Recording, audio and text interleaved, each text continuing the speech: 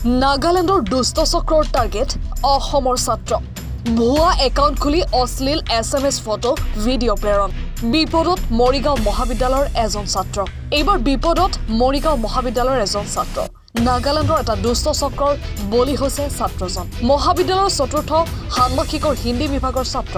মুকেশ মণ্ডল নাগালেণ্ডৰ এটা দুষ্ট চক্ৰৰ হাতত সামাজিক মাধ্যমত চিকাৰ হৈ পৰিছে মুকেশ মণ্ডল নামৰ ছাত্ৰজনৰ নামত সকলো ধৰণৰ সামাজিক মাধ্যমতে নাগালেণ্ডৰ এটা দুষ্ট চক্ৰই একাউণ্ট খুলি অশ্লীল SMSৰ লগতে ফটো ভিডিঅ' প্ৰস্তুত কৰি ছাত্ৰ ছাত্ৰীলৈ প্ৰেৰণ কৰাৰ লগতে মৰিগাঁও মহাবিদ্যালয়ৰ অধ্যাপকলৈও অশ্লীল ফটো মেছেজ আৰু ভিডিঅ' দি মানসিকভাৱে হাৰাশাস্তি কৰি আহিছে ঘটনাৰ বিৱৰণী অনুসৰি ডিচেম্বৰ মাহতে এই বিষয়ে মৰিগাঁও আৰক্ষী অধীক্ষকক বিষয় সন্দৰ্ভত অৱগত কৰিছিল যদিও দোষী কৰায়ত্ব কৰিবলৈ সক্ষম হোৱা নাছিল আৰক্ষী কিন্তু কিছুদিনৰ বাবে দুষ্ট চক্ৰটোৱে একাউণ্টসমূহ বন্ধ কৰি ৰাখিছিল পুনৰ বিগত দুমাহমানৰ পৰা দুষ্ট চক্ৰটোৱে সকলো ধৰণৰ ছ'চিয়েল মাধ্যমত ব্যৱহৃত ছ'চিয়েল একাউণ্ট সলনি কৰি আগৰ দৰে মুকেশ মণ্ডলৰ নামত ফটো ব্যৱহাৰ কৰি জনমানসত সেৱা প্ৰতিপন্ন কৰিবলৈ উঠি পৰি লাগিছে জানিবলৈ দিয়া অনুসৰি দুষ্ট চক্ৰটোৰ কবলত অতিষ্ঠ হৈ বিগত 13 তাৰিখ সোমবাৰে মুকেশ মণ্ডলৰ ঘৰত গৈ 6-7 জনীয়া এটা অচিনাকি যুৱকৰ দলে অত্যাচাৰ কৰি আহিছে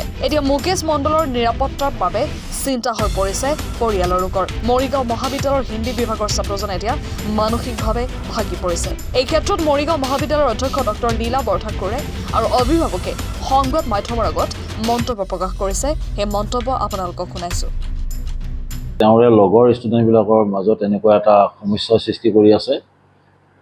বেয়া মেছেজ কিছুমান দি আছে এই সম্পৰ্কত মই তেতিয়া বিষয়টো তেওঁক ক'লোঁ যে তোমালোকে এখন মোক ৰিটেন কমপ্লেইন দিয়া মই এইটো থানাত দি দিম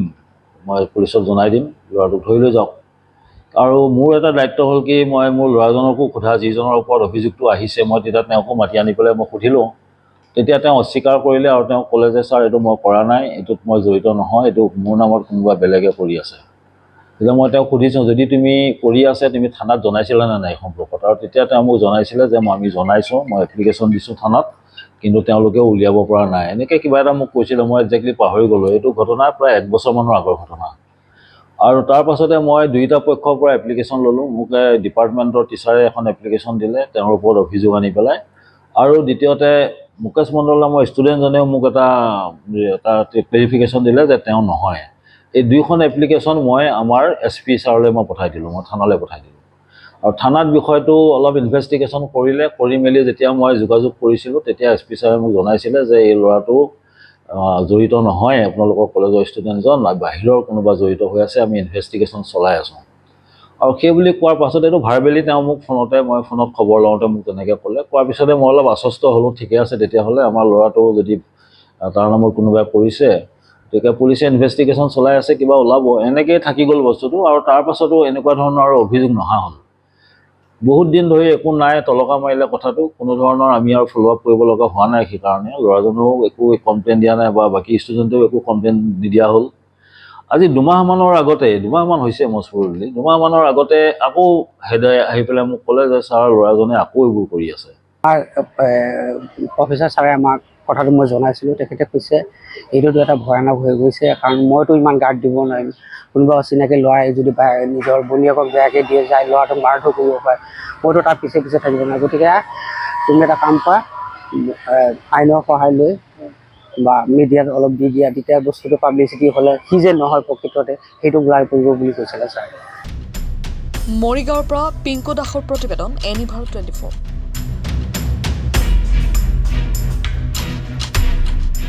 ৰঙাপাৰাবাসীৰ বাবে সুখবৰ আপুনিও যদি দুচকীয়া বাহন ল'ব বিচাৰিছে তেন্তে এতিয়াৰে পৰা চিন্তাৰ কোনো প্ৰয়োজন নাই আপুনিও আহিব পাৰে DBP এছ'চিয়েটলৈ বাজাজ টু হুইলাৰ ডিলাৰ আমাৰ ঠিকনা ৱাৰ্ড নং 8 ঠাকুৰবাৰী ৰোড ডাকঘৰ ৰঙাপাৰা জিলা শোণিতপুৰ অসম আমাৰ যোগাযোগ নম্বৰ হৈছে 9435707133 আন এটি নম্বৰ হৈছে 9707967285